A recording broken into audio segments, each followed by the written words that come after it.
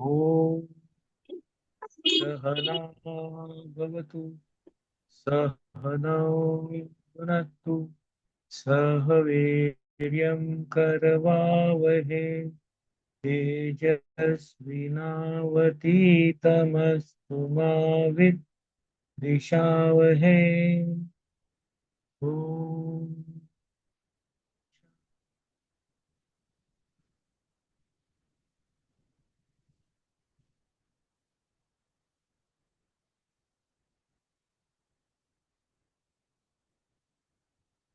मोक्ष संन्यास योग.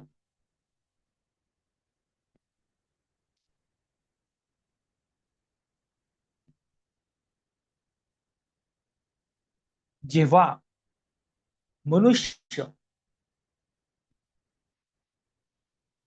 आध्यात्मिक साक्षात्काराच्या सर्वोच्च स्थितीत असतो, आत्मसाक्षात्काराच्या जवळ पोचलेला असतो, ती सर्वोच्च स्थिती, ती उन्नत स्थिती, जी तो कर्मयोग, ज्ञानयोग, भक्तियोग या तिन्ही योगांचं आचरण करून स्वतःच्या वासना संपून त्यागी बनतो, संन्यासी बनतो. आणि संन्यासी बनल्यानंतर त्याला थोड्याफारच वासना असतात, सात्विक वासना. उदाहरणार्थ गुरुची सेवा करणे, मोक्ष प्राप्त करणे, देवाला जाणणे, अशा. त्या घेऊन जेव्हा तो ध्यान साधना करतो, तेव्हा हळूहळू हळू त्या उन्नत स्थितीत पोचतो, आत्मसाक्षात.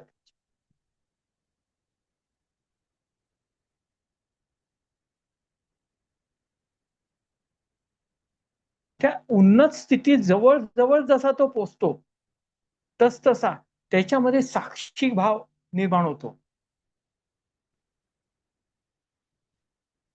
हे जे ऐहिक जग आहे, जागृत, स्वप्न, सुषुप्त, हे तीनही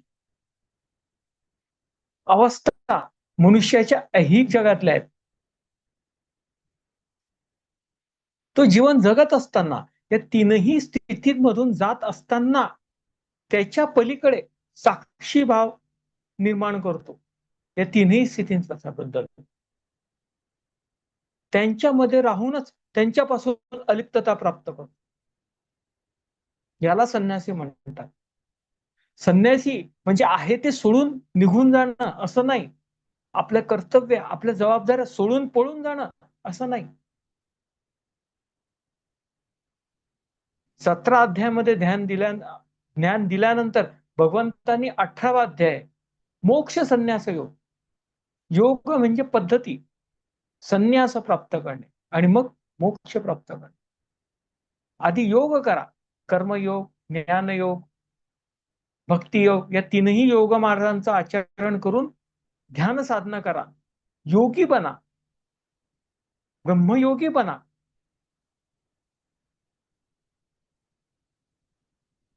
त्यानंतर तुम्ही आत्मसाक्षात्काराच्या स्थितीत पोहोचता, मोक्ष प्राप्तीच्या जवळ येऊन थांबतात, तिथपर्यंत पोहोचतात. तुम्हाला सर्व ज्ञान आहे जागृत, स्वप्न, सुषुप्त अवस्थांचं, आणि त्या अवस्थांमध्ये असून सुद्धा तुम्ही त्यांच्यापासून अलिप्त आहात, संन्यासी आहात, वैरागी आहात. तुम्हाला हे सर्व कळतं, ज्ञान आहे, जाण आहे, परंतु त्या स्थितीत पोहोचल्यानंतर प्रत्यक्ष आत्मतत्वाची जाण असूनही अनुभव येणं बाकी आहे.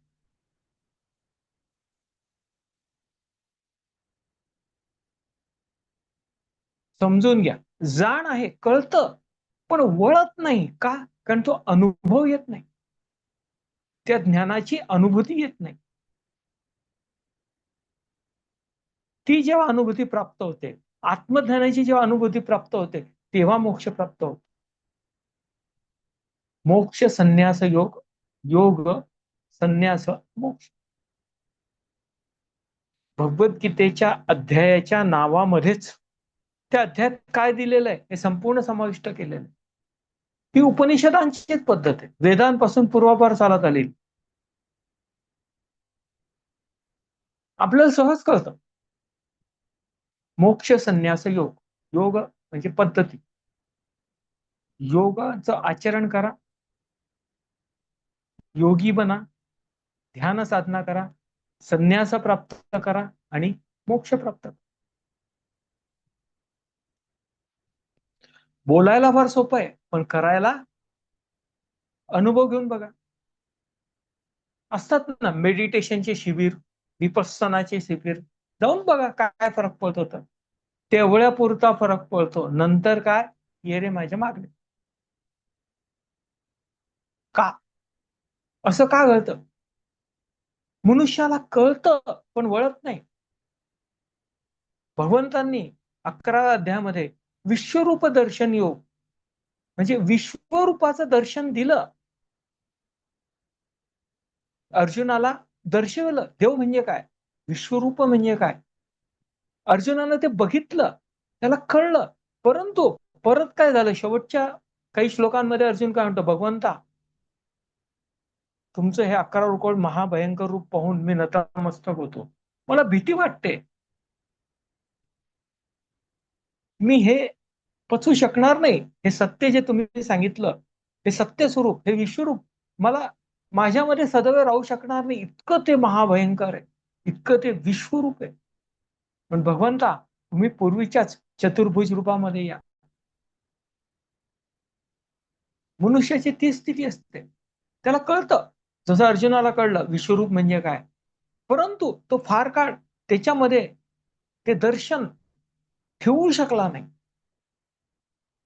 का? भक्ती नाही.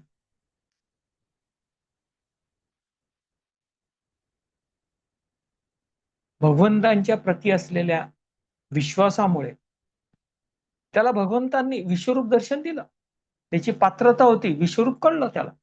परंतु ते स्वतःमध्ये तो कायमचं बिंबवू शकला नाही. का? भक्ती नाही. त्या सर्वोच्च स्थितीत घेऊन जाणारी भक्ती नाही,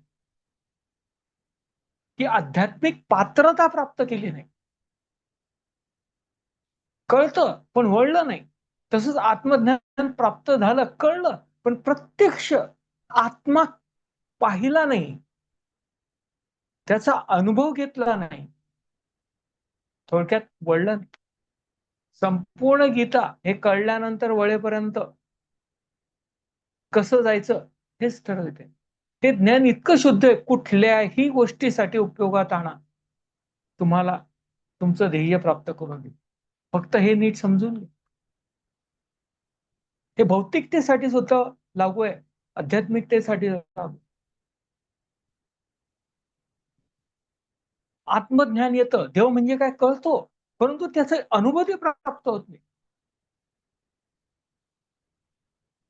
म्हणून भगवंतांनी 12वा अध्याय दिलाय भक्ती योग. भक्ती कशी त्याच्यामध्ये बिंबवली जाईल, म्हणजे अर्जुन ते प्राप्त केलेलं दर्शन स्वतःमध्ये ठेव.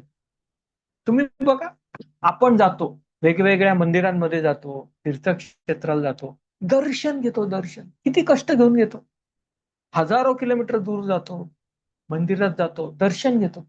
किती वेळ मिळतो ते दर्शन, काही क्षण, काही मिनिटं. आणि दर्शन घेताना आपण पाहतो काय,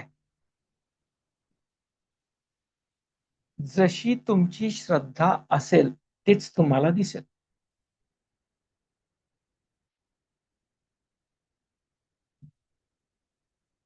कोणाला त्या मूर्तीवरचे आभूषण दिसतात, कोणाला पोशाख दिसतं, कोणाला भव्य दिसतं, कोणाला दिव्य दिसतं, कोणाला काही वेगळीच गोष्ट आठवते.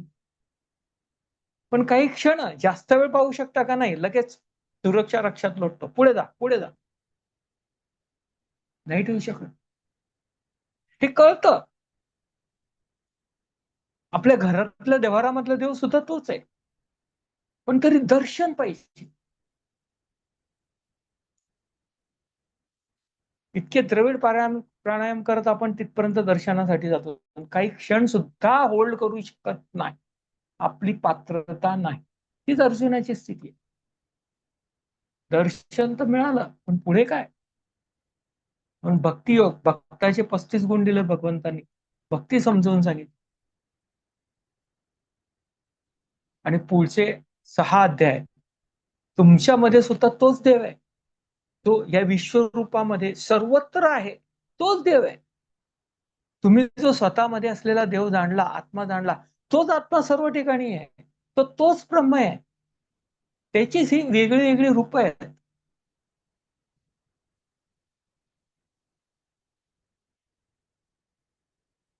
फरक नाही, तो एकच आहे. तो परमात्मा, परमेश्वर, ब्रह्म, आत्मतत्व, आत्मा एकच. नावं वेगळी वेगळी आहेत, परंतु ती एकच शक्ती, ही संपूर्ण ब्रह्मांडाला नियंत्रित करते. अशी कित्येक ब्रह्मांडांना नियंत्रित करते, कित्येक आकाशगंगांना नियंत्रित करते. आणि त्याच्या पलीकडे सुद्धा अस्तित्वात आहे. क्षर, अक्षर, उत्तम पुरुष, पुरुषोत्तम योग, या 15व्या अध्यायामध्ये भगवंतांनी हे समजून सांगितलं. तरी सुद्धा अर्जुनाला पूर्ण कळलं नाही, म्हणून 16वा अध्याय दैवासुर संपत विभाग योग, दैवी कोण आसुरी कोण हे स्पष्ट करून सांगितलं.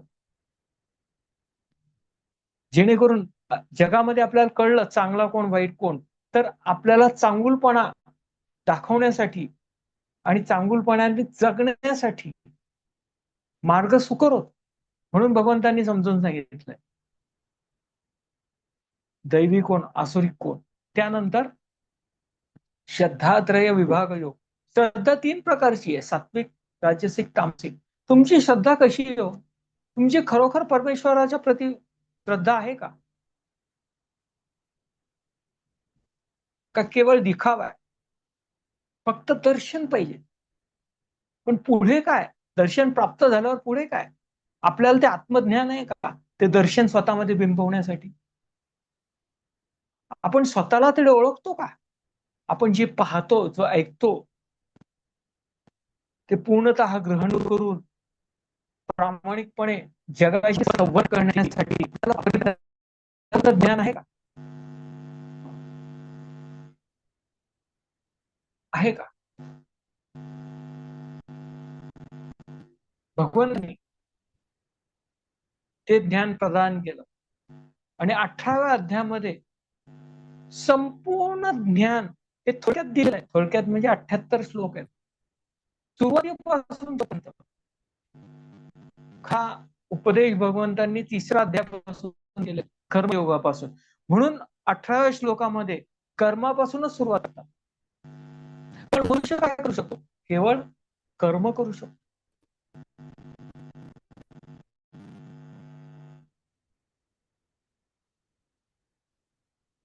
म्हणून भगवंतांनी पहिल्या विभागामध्ये कर्म म्हणजे काय, कर्म, संन्यास आणि त्याग हे स्पष्ट केलेलं आहे. संन्यास आणि त्याग महत्वाची गोष्ट आहे. काय फरक आहे? तसं पाहिलं तर दोघांचा अर्थ सारखाच होतो, पण फरक खूप आहे. भगवंतांनी पहिल्या विभागामध्ये ते स्पष्ट केलेलं. अर्जुन उवाच संन्यासस्य महाबाहो तत्त्वमिच्छामि वेदितुं त्यागस्य च ऋषिकेश पृथक् केशिनिषूदन. भगवंत हे महाभाव, हे ऋषिकेश, हे केशिनिषूदन, असे वेगळे वेगळे नाव भगवंत जाणले जातात.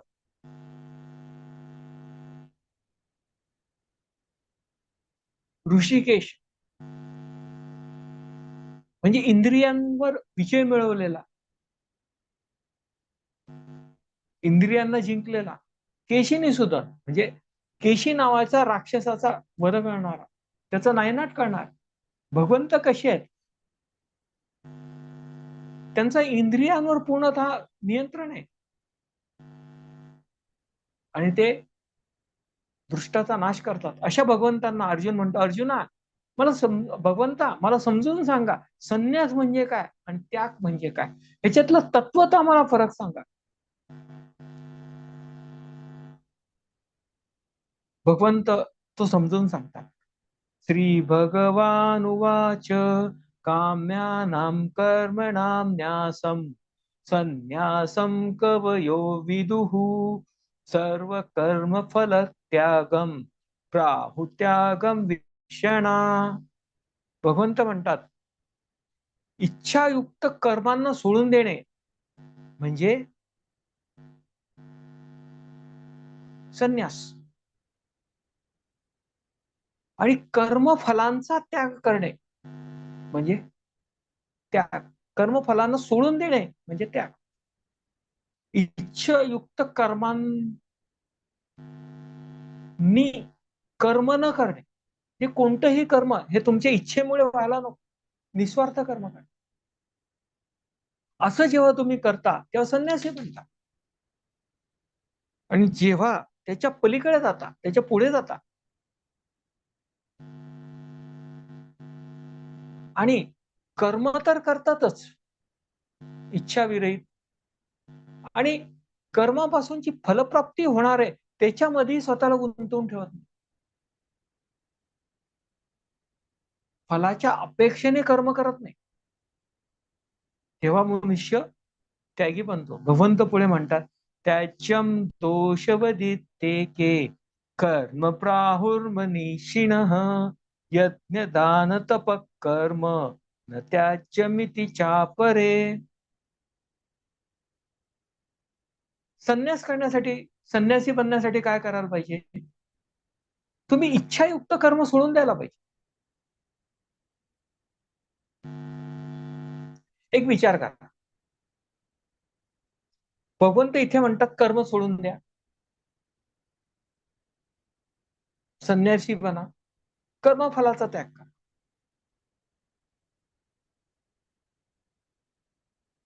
पण आपण विचार केला, आपल्याला वासना आहेत ह्या क्षणी इथे आपण ज्या स्थितीत आहोत त्या स्थितीत आपल्याला वासना आहेत, इच्छा आहेत, आणि वासना आणि इच्छा आहेत या कर्मांद्वारे व्यक्त होतीलच. वासना, इच्छा, कर्म ही सिक्वेन्सच आहे. आणि कर्म केल्याशिवाय त्या वासना आणि इच्छांपासून मुक्ती मिळणार नाही. मग आता ह्या क्षणी आपल्याला कर्म सोडून देऊन चालेल का? नाही.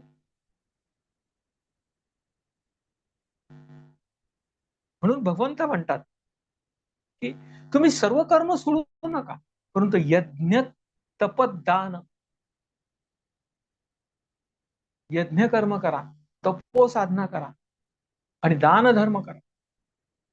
या 3 प्रकारचे कर्म करा, आणि ह्यामुळे तुम्ही त्यागी बना. पुढे भगवंत म्हणतात निश्चयं शृणु मे तत्र त्यागे भरत सत्तम त्यागो हि पुरुष व्याघ्र त्रिविध संप्रकीर्तितः. भगवंत म्हणतात मी तुला संन्यास सांगितला कसा? इच्छायुक्त कर्म करू नको, केवळ कर्तव्य कर्म कर, स्वतःच्या जबाबदाऱ्या पाळ. इथे मी तुला आता त्याग म्हणजे काय समजून जातो.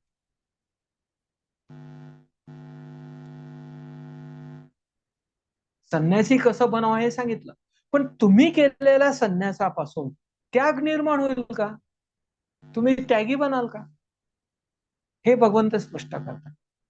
पुढे भगवंत म्हणतात यज्ञ दान तप कर्म न त्याच्यं कार्यमेव तत यज्ञो दानं तपश्चैव पावनानि मनीषिणाम. भगवंत म्हणतात यज्ञ करणं, कर्म, दान धर्म, तपो साधनेचा त्याग करू नको. थोडक्यात ही कर्म सोडू नको. यज्ञ कर्म म्हणजे निस्वार्थ कर्म. तुमच्या सर्व इच्छा वासना त्याग करा आणि कर्म करा, त्या सोडून द्या. इच्छाविरहित कर्म करा म्हणजे यज्ञ कर्म करा. त्याला यज्ञ म्हटलंय का? कारण जोपर्यंत तुम्ही तुमच्या इच्छा आणि वासना पूर्णतः भस्म करत नाही, संपवत नाही, तोपर्यंत तुम्हाला त्यांच्यापासून मुक्ती मिळणार नाही. जसं अग्नीमध्ये आपण यज्ञ करतो, त्याच्यामध्ये अग्नीमध्ये संहिता टाकतो, त्यामुळे ते संहिता जळून जातात. तसंच तुम्ही या जगत रूपी यज्ञकुंडामध्ये किंवा कर्मरूपी संहिता टाकाल,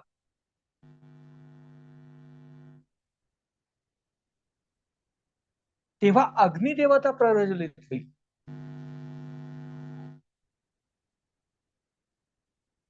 त्यामुळे तुमच्या सर्व वासना इच्छा जळून खाक होते आणि तुम्हाला आशीर्वाद मिळेल.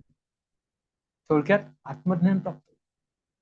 तुमच्या जेव्हा संपूर्ण वासना आणि इच्छा संपतील तेव्हा तुम्ही परिपूर्ण आत्मज्ञानी व्हा, ज्ञानी बना. पण याच्यासाठी काय करायला पाहिजे? यज्ञ कर्म केलं पाहिजे आणि तपोसाधना केली पाहिजे. म्हणजे थोडक्यात यज्ञ कर्म हे सतत केलं पाहिजे. फावल्या वेळात मिळेल तसं, जमेल तसं नाही. हा फुल टाइम बिझनेस आहे, पार्ट टाइम नाही. आपण काय करतो? वेळात वेळ काढून देवपूजा करतो, तीर्थक्षेत्राला जातो, फुल टाइम संसार करतो. पण हे उलट आहे. फुल टाइम तुम्ही यज्ञ कर्म करा, दान धर्म करा, तपोसाधना करा. यज्ञ कर्म फुल टाइम करा, सतत करा, निस्वार्थ वृत्तीने करा. काय? कर्म.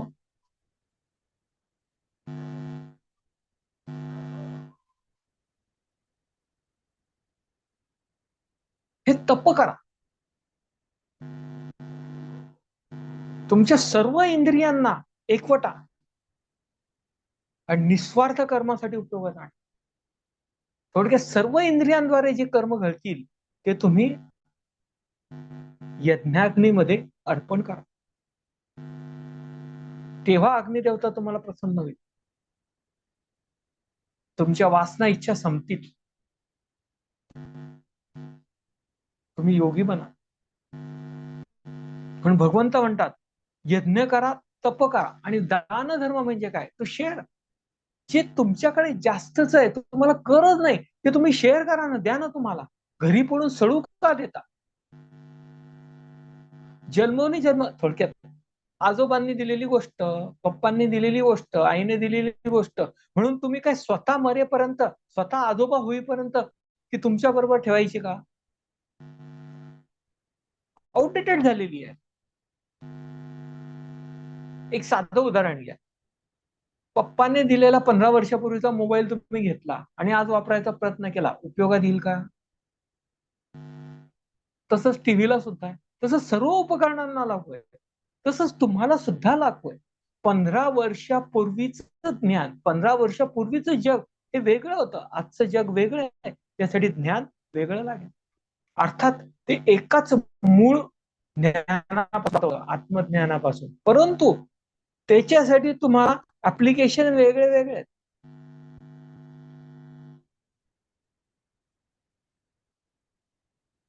जगातून संवेदना प्राप्त कराव्या लागतील सध्याच्या परिस्थितीतल्या.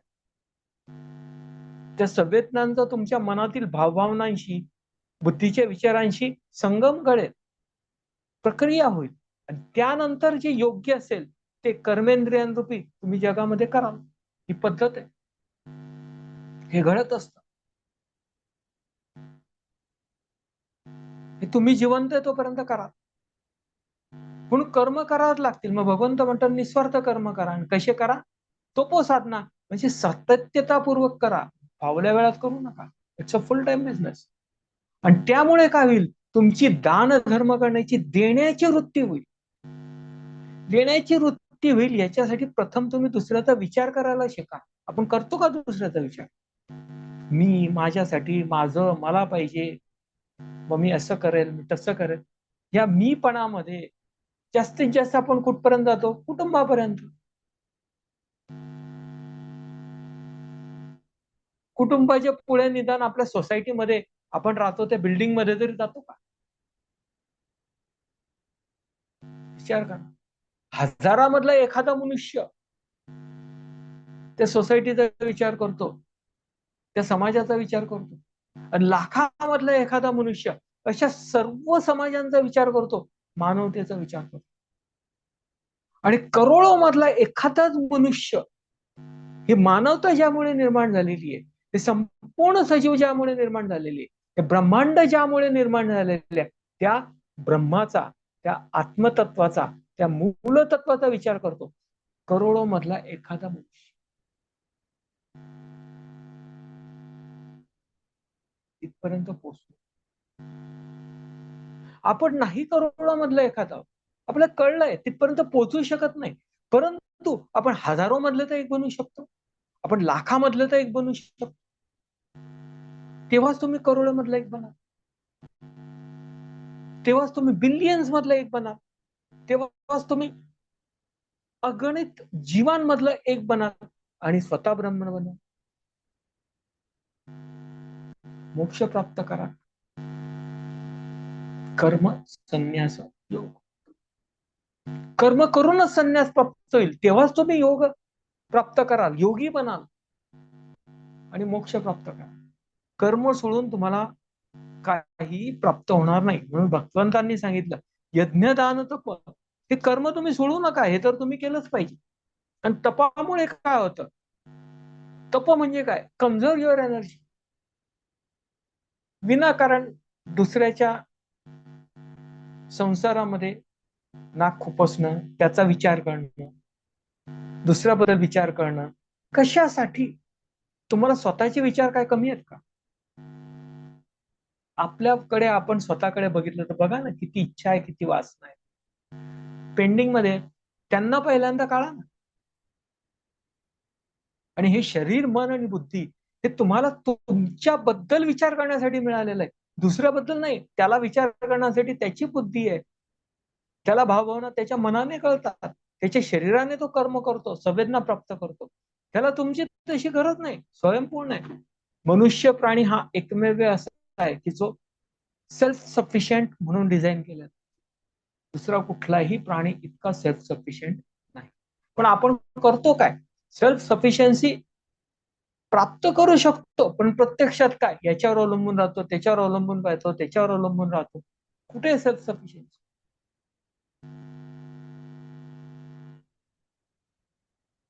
अवलंबून राहतो म्हणून त्याच्याशी आसक्त होतो का? इच्छा पूर्ण करायची असते. आपण ज्याच्यासाठी अवलंबून आहे ती गोष्ट आपल्याला पाहिजे असते, आसक्ती निर्माण होते, इच्छा निर्माण होतात आणि आपण जगामध्ये गुंततो. जोपर्यंत तुम्ही सेल्फ सफिशियंट होत नाही तोपर्यंत तुम्ही त्यागी बनू शकत नाही. 6व्या श्लोकामध्ये भगवंत म्हणतात एतान्यापि तु कर्माणि संगम तत्व फलानि च कर्तव्यानि ते मे पार्थ निश्चितम मतमुत्तमम. भगवंत म्हणतात हे माझं मत आहे. काय? तू कर्म कर, आसक्ती आणि कर्मफलांचा त्याग कर. कर्म करून अर्जुना हा माझा दृढ विश्वास आहे आणि हे माझं मत आहे. भगवंत अर्जुनाला कर्मयोगाचा मार्ग सांगतात का? अर्जुन हा आपल्यासारखा सर्वसामान्य पुरुष, जगामध्ये गुंतलेला, असंख्य वासना आहेत, इच्छा आहेत, म्हणून तर या क्षणापर्यंत जगामध्ये कर्म करत फिरतोय, संपत्ती जमा करतो, संसार करतो, आपतेष्ट मित्र या सर्वांचा विचार करतो, सर्वसामान्य माणसासारखाच आहे. तो जगामध्ये गुंतलेला आहे. त्या गुंतण्यापासून, आसक्तीपासून बाहेर येण्यासाठी त्याला कर्म करूनच कर्मापासून मुक्ती करावी लागेल. प्रारब्ध वासना या भोगूनच संपवाव्या लागतात. ज्ञान प्राप्त करावं लागेल. आणि ज्या संचित वासना आहेत त्यांना ऑप्शन आहे. तुम्हाला ज्ञान प्राप्त झालं तर तुम्हाला त्या इच्छांमधला, वासनांमधला फोलपणा कळेल, त्याच्या पलीकडे जा. प्रारब्ध वासना उपभोगून संपवा, संचित वासना तुम्ही ज्ञान प्राप्त करून संपवू शकता, उपभोगून संपवू शकता. जशी परिस्थिती असेल तसं तुम्ही कर्म करा. स्वतःचे तीनही गुण जाणा, सत्वगुण, रजोगुण, तमोगुण जाणा आणि योग साधना करत त्यांच्या पलीकडे जा, त्यांना संपवा. हे तीन गुण कशामुळे बनलेले आहेत? वासनांमुळे. जेव्हा तुम्ही निष्काम कर्म करा, निस्वार्थ कर्म करा आणि तपो साधना करा, विनाकारण इकडे तिकडे स्वतःची एनर्जी वेस्ट करणार नाही, स्वतःची एनर्जी तपोसाधनेद्वारे यज्ञ कर्मामध्ये परमात्मा परमेश्वराचं, त्या अग्निदेवतेचं आशीर्वाद प्राप्त करण्यासाठी तुम्ही करा. वासना संपवण्यासाठी करा. तेव्हा तुमच्यामध्ये काहीतरी देण्याची प्राप्ती वृत्ती होईल. तुम्ही दान धर्म करा, तेव्हा तुम्हाला ब्रह्म म्हणजे काय कळेल, देव म्हणजे काय कळेल, इतरांमधला देव कळेल, जो तुमच्यामध्ये, त्याच्यामध्ये, ज्याच्यामुळे श्रद्धी आहे. ही सृष्टी आज आपण पाहतो, त्या सृष्टीचा तो मूळ देवता कळेल, ब्रह्म कळेल. जेव्हा यज्ञ तप दान तुम्ही करा. आणि भगवंत म्हणतात कर्मफलाचा त्याग कर, कर्म कर. का? कारण अर्जुन हा कर्मयोगी आहे, तो कर्मामध्ये गुंतलेला आहे. म्हणून भगवंत त्याला कर्मयोगाचं उपदेश करतात. म्हणून भगवंत म्हणतात हे मत आहे.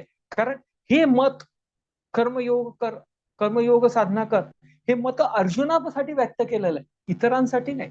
ज्ञानीसाठी कर्मयोग नाही, ज्ञानीसाठी ज्ञानयोग आहे, भक्तासाठी भक्ती योग आहे. पण भगवंत इथे म्हणतात हा माझा तुला दिलेला उपदेश आहे, हे माझं मत आहे. कर्तव्यनिति में पार्थ निश्चित मत उत्तम, हे माझं निश्चित मत आहे. कर्तव्य कर्म कर. भगवंतांनी पुढच्या विभागामध्ये त्याग स्पष्ट केलेला आहे.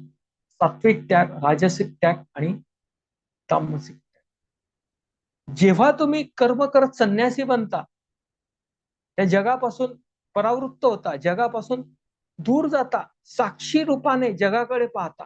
जसा सूर्य जगामध्येच असतो, जगाला ऊर्जा देतो, त्यामुळे जग अस्तित्वात आहे.